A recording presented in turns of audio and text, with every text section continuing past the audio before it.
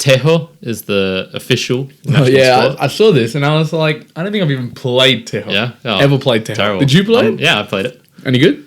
Yeah, it was pretty fun. Yeah. So Okay, explain Tejo because I don't think people would even know what that sport is. No, not at all. Essentially, it's like. Do you remember what that game is where you've got like little bean bags and you're trying to throw it into a 45-degree hole or like a board with a hole in it? Yeah, and it kind of like just slide and go into it. Yep. Yeah. I can't remember what that's called, but it's essentially like that, except you're throwing rocks and it's like a clay pit. So when you throw the rock, it lands and just sticks into this clay pit most of the time. And the clay's like maybe a couple of inches thick. Okay. But in the middle, they put these like triangular pieces of paper, and inside that is filled with gunpowder.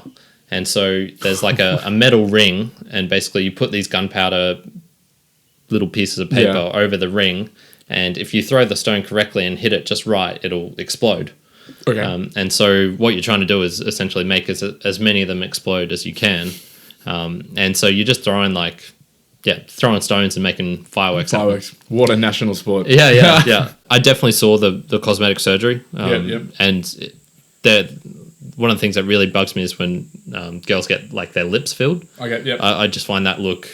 It just repulses me. I don't know exactly what it is, but something about the lips. We've now just lost our last listeners. Good.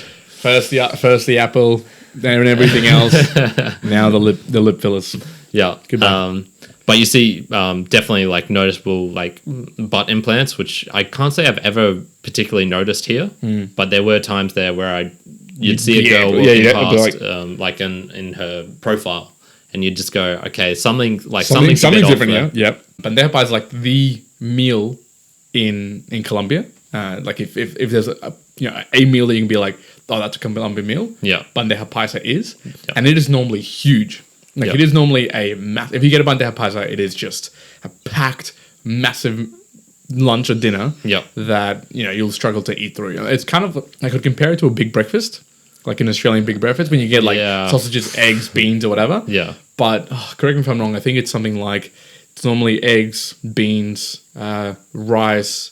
Sometimes there's mince, avocado, platano. Platano. Yeah, so it's like the unsweet version of a banana. Of a banana, yep. Or plantains, well, how we call it. Sometimes they'll have like a little salad, but then they'll also come with chicharron, which is fried pig. Yeah, fat pork crackling, I suppose. Usually a blood sausage, morcilla. Yep.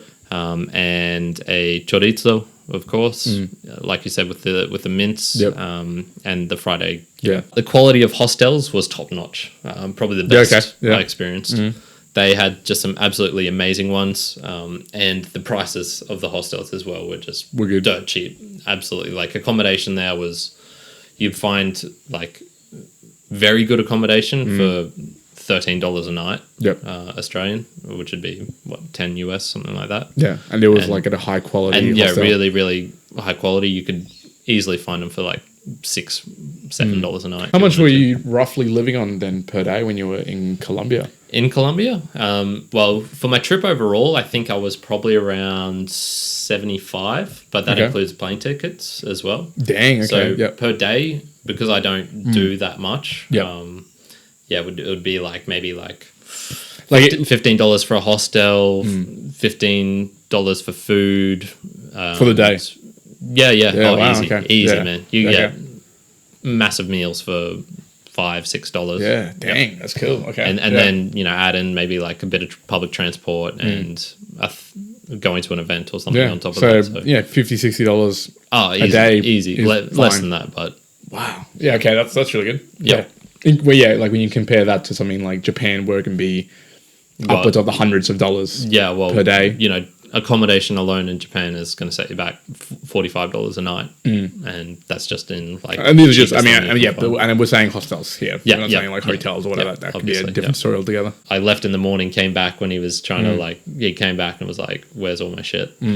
So that was pretty rough for him. I helped him out. That'd be rough. Yeah, that'd be pretty rough for anyone. Yeah, I tried to help him out as best I could, but it was like, just just super rough. And then he was on the phone call to the insurance agency because he had gotten insurance.